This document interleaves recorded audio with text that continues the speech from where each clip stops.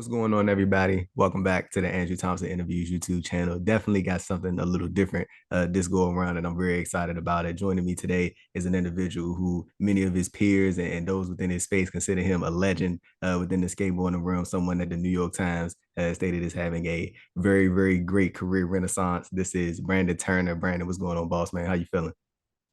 Hey, how you doing, man? I'm feeling good. Thanks for having me, Andrew. I appreciate you. And I appreciate you taking the time to do this, man. Like I told you, this is my first time, either my first or my second time, if I can recall, doing an interview with somebody that's not within the usual space that I cover. So I'm like very excited about this. I was eager to talk to you, and I'm excited to get into it. But like, I kind of wanted to ask you, man, like just right off the gate, like with everything that you have been able to accomplish in life, everything that you've been through, overcome, and came out on the other side of, like, can you look at everything and just be like, you know what, man, I'm like really proud of the person that I've been able to become, and everything that you've been able to achieve despite the setbacks that you may have had in life. Like, is that something that you look back on and you just like, damn, like I did it?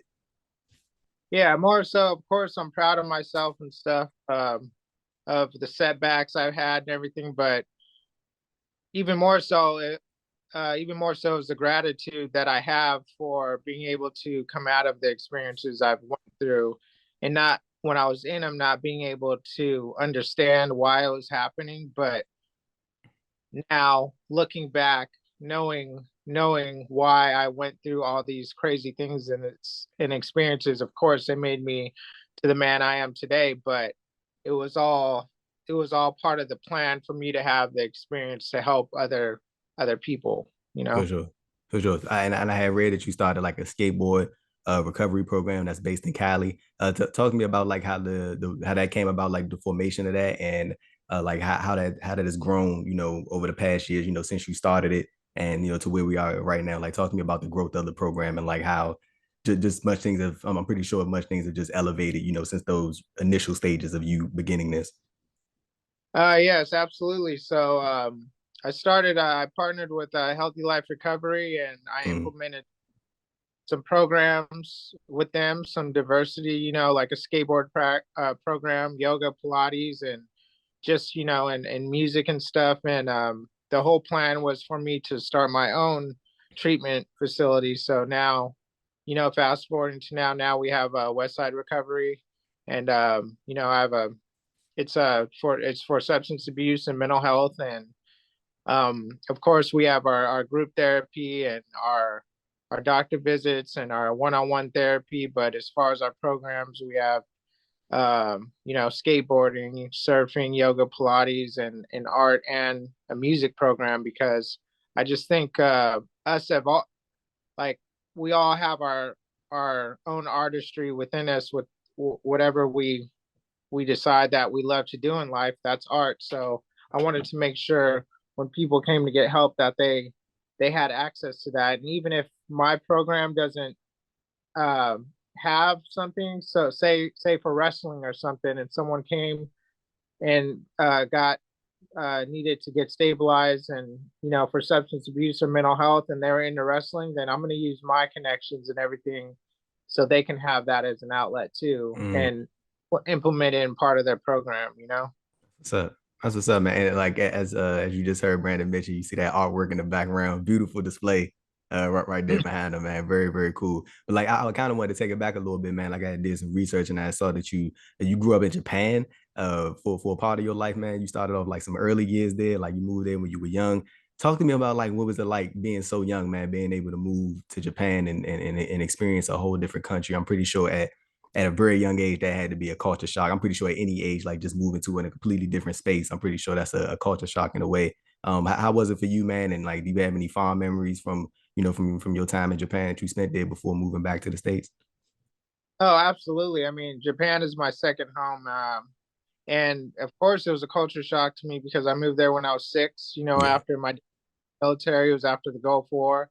And, let me mind you that I moved there when this was pre-internet. So we all have access to everything at the tips of our fingers. But when I moved to Japan, then I was moving to Japan, and everything that I knew before or anything was gone. So I had no choice but to submerge myself in the culture and learn the language, and, go to school, make new friends. And I got it was I had really bad anxiety problems because you got to realize like there was no American channels. It was Japanese TV. It was just we had the naval base and everything that they had a couple they had a couple American stores on there like McDonald's and movie theaters and pizza places, and so that was kind of comforting. But I lived out in the economy, and you got to realize like that the you got to they got the train system and everything, and it's all Japanese. You got to learn all that. I was it was a big shock for me, and I had anxiety. I didn't even know. I felt like I went to a different planet. So Yeah. imagine being in that time when you didn't have like the internet. So it was like there was no like looking up stuff and everything. It was all organic. I had to like walk and get lost and all that stuff. So it was just way different. But what I got from Japan is like I see myself as a American Japanese person because I got American Japanese, not officially like citizen, if you will, or Right. whatever. That's my second home, and through skateboarding, I met my friend Tominari Hongo, and he he basically adopted me, and he was a little bit older than me, and his family brought me into their family and kind of unofficially adopted me and taught me the language, the culture, everything. And by the time it was time for me to come back to America, like I didn't want to come back because it was so have to get we used to have our family tape on VHS tapes the news in America like weeks at a time and then send it, and then we'd watch the news like that of what was going on over here. So all I seen was craziness, people dying. I'm like, oh, somebody gets killed in America every single day. I'm like, I ain't trying to go back there multiple because it's not like that in Japan. It doesn't happen. So I had anxiety about coming back. But the main thing of it is taken from there is the culture is just so amazing, learning about honor and humility and just like real like just a whole different culture and ways of life that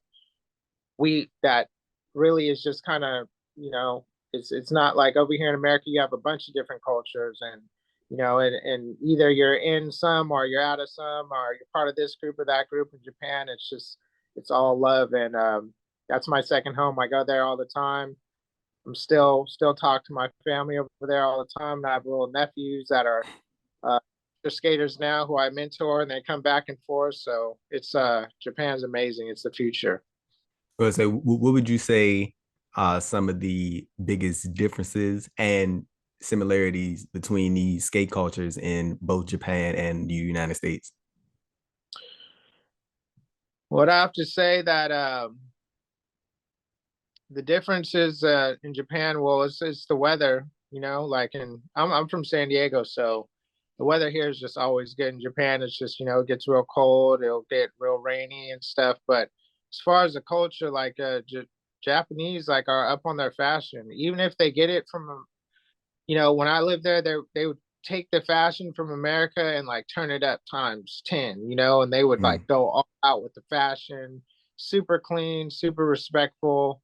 One thing about Japan is like nobody's late, everybody's on time. That's a big deal if you're late, and people in America can be like late, but it's a real big deal in Japan. Like, if you're late, it's a problem, So it's different little culture things. Everything's done with like integrity and slow and just like real mindfulness.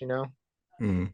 Like I'm like really interested in sort of the diversity within the skateboarding space. Like I'm like for you, being a black man in that space, like was it like especially growing up, like did you see like a lot of diversity within the space, like just seeing a variety of different ethnicities and races and like an abundance of different people come together for this one collective thing? And how have you seen that grow as the years have progressed and like as we are at now in 2023? Have you seen that sort of diversity grow within the skateboarding space? And it also, like, I'm assuming will become a more prevalent thing within the black community as well. Like even for me growing up, like I didn't necessarily grow up in an area where skateboarding was like a big thing amongst the people that I was around. But at the same time, I did notice people doing it, and I always thought it was like kind of cool where I would see people that did look like me doing that stuff, and I was like, you doing something different. I always found it unique to do something different like that, and I could kind of relate to that in the pro wrestling space. But like, yeah, going back to the question, I just wanted to ask you, like, what was that sort of diversity like, and how have you seen things grown, to where we are right now, present day? Yeah, well, the thing of it is like growing up as a skateboarder, it was just always a bunch of diversity and acceptance, and that's why I did it because you didn't have to be a part of a certain crowd or, Right. you know, have all this money or support or anything to be a part of it. All you got to do is just get a skateboard and show up. And as far as like racially, ethically, and everything, everybody's accepted, you know. Mm, So, but me being as a black man personally, I did from not only from my own people, you know, they'd be like, oh, you know, like why don't you, you know, because I play basketball and football and everything, and they'd be like, oh, why you skate? That's what white boys do and all this, you know what I mean? I'll be like, I did hear some of that, but I just stuck to it and was just like, I'm doing something different. I don't want to coach, you right. know? I'm like, I want to be, I want to be responsible for my success myself. So that's I was good at all sports and could have probably did anything, but skateboarding, it left it up to me and I didn't have any control over me. And I never really liked authority in any way. So this gave me my freedom that I needed. And back to the question you asked of how skateboarding has changed, the culture has always been super strong, but now to 2023, it's even more accepting. There's more like diversity and different communities, not only just like with Japan and blacks like skating and um the LGBTQ community and everything. So everybody skates now, and that's what it's really about. It's not just about the skateboarding; it's just about the community. Now, I'll tell to anybody, no matter if you're good or not, grab a skateboard and you want to, if you grab a skateboard and you go to a park or anywhere in the world, like you'll always have a friend because when you Yeah. see some skateboard, we have this code, that it's all acceptance. So that's what's amazing about it. I say, and I can relate to that, man, because I can even tell you, like me covering pro wrestling. Like I didn't when I first got into it, I didn't know that there was. I mean, obviously, I knew that there were a lot of black wrestling fans and people that cover it at a extensive level. But when I got into it, that's when I saw, like, I was like, there are like so many black people in this space, and I was like really happy about that because I thought I was like surrounded by a lot of people that didn't look like me, and there is a certain comfort in seeing other people at a high level doing the same thing that you do. There's like that inner comfort in there, and I found that within this space that I am. So I always think it's cool when I'm pretty sure with anybody when they can see people that look like them, whether whatever race you are, ethnicity you are, to be able to see someone achieve high levels of success. It sort of gives you that sort of good feeling that maybe one day, or you could cross paths with that person, or you could achieve that same level of success. And I think that's always cool for everybody to have that sort of representative or representation in whatever space they're in. So yeah, I think that's cool, man, that you sort of that you see that and are very aware of that, of the impact that you have made throughout the years and the impact that you could make going forward just by being in the example that we were just talking about. So I think that's real cool, man. But like I also wanted to ask you, like, sort of talking about the hardships, that we previously mentioned, like you becoming so popular at a young age. Like, do you, when of course we had the benefit of hindsight, do you think it was a thing of like it was just too much all at once because like you had so much access to a lot of different things, all based out of the avenue that you carved for yourself? Like it was all based off your talent, and you had access to these all these different things and all these different avenues and stuff like that. Like, do you think it was, like, with the benefit of hindsight, do you think it was just everything was like kind of too much at such a young age, and it was like everything was just so open to you? No, no, not at all. I was Uh, expecting it, needed uh, all that. I mean, that was the goal, and that was kind of my plan coming from Japan. That I was like, hey, I'm gonna be, one of the first American Japanese pro skateboarders to come out of Japan. So that was a plan. So when everything started happening, I was accepting it and was ready to rock with it. But with what I didn't know is that I had untreated trauma, that I was using skateboarding as my outlet, and that's why I was so, good at it, because that was my healthy outlet and release of endorphins. So not only that, I was embracing all the success and tours and all that, and still am. But later on, when like partying and celebrating started coming in, something else inside of me like started coming out, that was unhealed trauma and stuff, and that's why I kind of got into the space I'm in, is because sometimes we don't know that we bury stuff down and then we move on, and sometimes we're taught to do that, but it's important to like ask for help when it's needed and stuff, because I've went through that. People just be like, oh, as long if I just do this or get my pills paid or get this job, everything will be all good. But it was like backwards for me. Everything was all good and I got everything I wanted, but then on the underlying, I had stuff that I didn't deal with, traumas that I had when I was younger that I didn't get the proper therapy for, that like burned me later because it was still in there.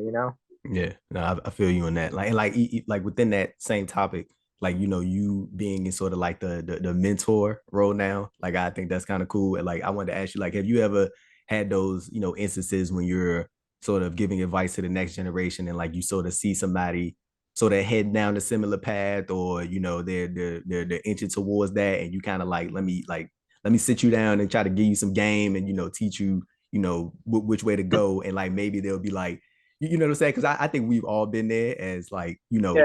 and we've all been in that space where it's like, nah, I'm good. You know what I'm saying? I got this. Like, how important do you think it is, or like, how do you as a mentor to like find that balance between letting people sort of find their own way, and letting them make mistakes? Because I do think along life, like just getting through it, I do think it is very important to make mistakes. Like, and I know that can sound weird, but like I know you get what I'm trying to say, and I think a lot of people get what I'm trying to say when I say that. Like, it is very important to make mistakes so you can learn not to do that stuff, and like it sort of builds character in a way. But like, how do you sort of find that balance as a mentor to let people make mistakes and sort of let them find their own way, versus you being like, nah, you need to sit down and like listen to what I'm trying to say right now because I'm trying to give you some game.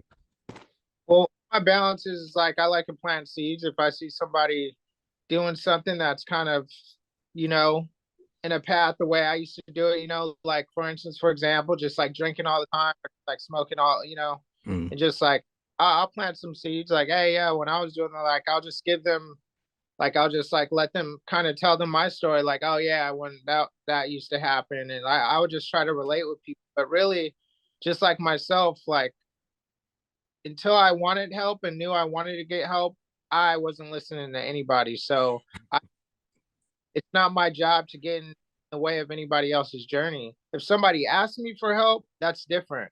But you kind of have to be you have to be given permission to help somebody. I don't just go out there like trying to press and preach to everybody. I see some stuff that I can be like, "Oh wow, I can see what's going on," but it's not my business.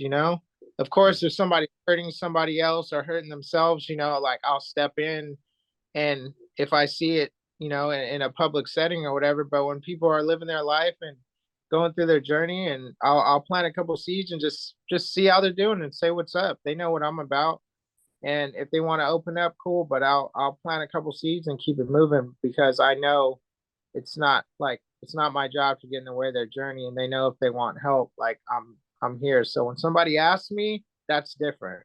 Then I'll be like, I've got permission. So now I'll be like, then I'll give them some game. Like, okay, well, check it out. You can go this way or you can go this way. Go this way. This is the possibilities that can happen. If you go this way, these are the possibilities. Like, so make up the choice yourself. You know what I mean? For sure, for sure. And I think that's a good outlook to have. Like, Brandon, like when you like as far as like your skateboarding career, man, what you've been able to do, like a lot of stuff that I've read, like there's a lot of people that refer to you like as a skateboarding legend, man. Like a lot of people, like a lot of different outlets, high profile outlets. Like how do you feel when people throw that skateboarding legend on you? Like, are you one of those people that's like, ah, man, you need to stop? Or like, are you one of those people like, I mean, I kind of work to get there.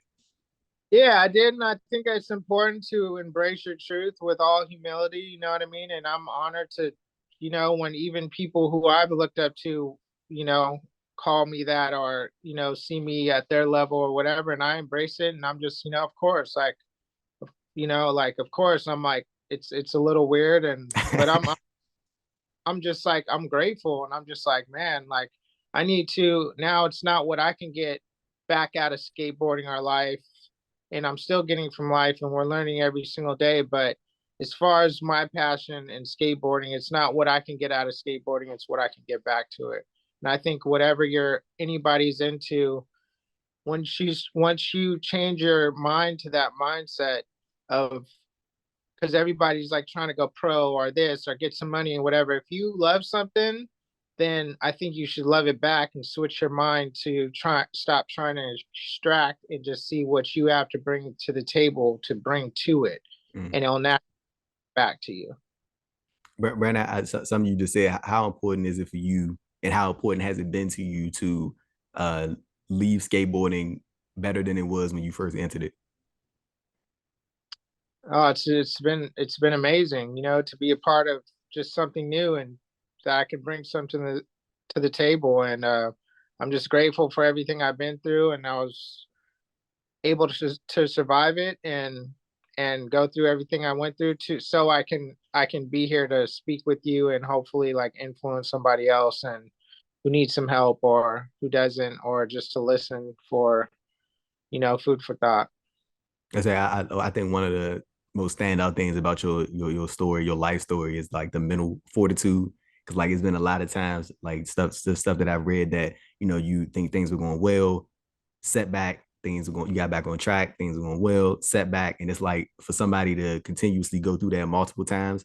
I'm sort of curious about like sort of the mental fortitude that you've been able to have throughout your life that has kept you going, because there have been a lot of people that have gone through not necessarily similar things. Everybody has their own journey, but they people that have been through situations as such where they get on track and then something just happens and they fall back off and then they get back on and they fall back off.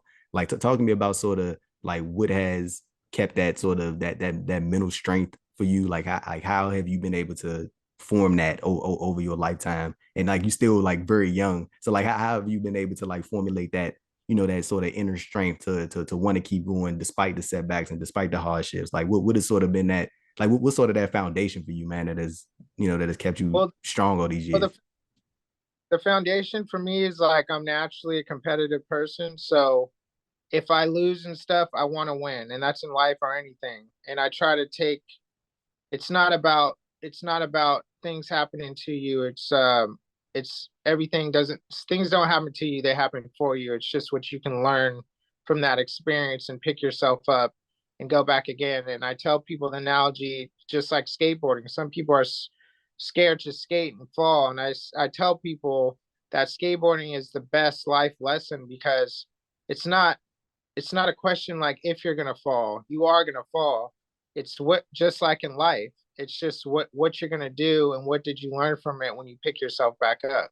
Mm, So with me, all these things, it's just like any successful person in the world, the most successful people have failed multiple times. So I just know through just sheer knowledge that it's part of the process. mm, And when I got older, I knew it was part of the process because failure has the same seed as success. It's the same thing. You have to fail to succeed. Otherwise, there would be no success without failure. You wouldn't mm. even know what failure was without success or success without failure. So it's all part of the same thing. There's no way you're just going to succeed. So you just have to look at it as what can you learn from it and how you're going to pick yourself back up and do it differently. I like that, man. Like I'm one other thing about the like the skateboarding culture. Like I'm like very interested in like sort of the business side of skateboarding. Like I'm like real curious about that. Like how would you, as someone that's been doing it as long as you have, and someone that has seen the ins and outs of the skateboarding culture and the business, like how would you explain that to somebody who's not aware or like it like is not well versed on like the ins and outs of the business side that comes with skateboarding. Like what does that sort of look like? If you could explain that like in layman's terms. I would just tell people very simply that talent has nothing to do with business. Mm, that's a good little breakdown right there. That's cool. I can appreciate that. Like and lastly, man, before we get out of here, last thing I wanted to ask you, like for like how does it feel to know that you are inspiring a whole like crop of new skateboarders or like even inspiring people that not like are not that familiar with skateboarding, but just people that have become aware of your story. Like how does that make you feel to know that you are yeah, you making a difference, man. Is that sort of a cool feeling to know? Yeah, it's super cool and humbling and stuff, and especially to be on like, a podcast that doesn't usually cover people like me. So I'm super honored. And of course I was into wrestling since like, yeah, I had like I still have the OG like Hulk Hogan, like the Ultimate Warrior and the Macho Man Randy Savage. I got a box full of like the old school like figures, you know what I mean? And Macho Man's my favorite, so I have a love for wrestling too. And I went to Guadalajara to a Mexican or to a match out there and got some pictures of it, and it was like a good time. So to be able for you to give me this space to like share a little bit of my story and with what I'm about is a true honor, and what I'm about is helping people who struggle with substance abuse and mental health. And we got in San Diego, anybody needs to reach out. We got Healthy Life Recovery that I'm partners with, and then my program that I solely own, West Side Recovery. It's West Side Recovery SD, like San Diego.com. And for mental health primary, we got MHC, which is a mental health center of San Diego. It's mhcsandiego.com. And it's just an honor for me to like truly humbling and honor that I can just be able to reach like so many people and different diverse people and meet new people to like explain who are interested in just bettering their life and actually being interested in and progression. So I love you guys, and thank you for having me, man. I say no problem, man, Brandon. I appreciate you taking the time. All of Brandon's plugs and all the charitable things that he's doing, and of course all that stuff. I'm gonna make sure I plug that in the description of this video, ladies and gentlemen, and in his socials as well. We gonna make sure to plug everything under the under the description. But yeah, ladies and gentlemen, I'm Andrew Thompson of the Andrew Thompson Interviews YouTube channel. I'm signing off with Brandon Turner, and we are out. Peace. Peace.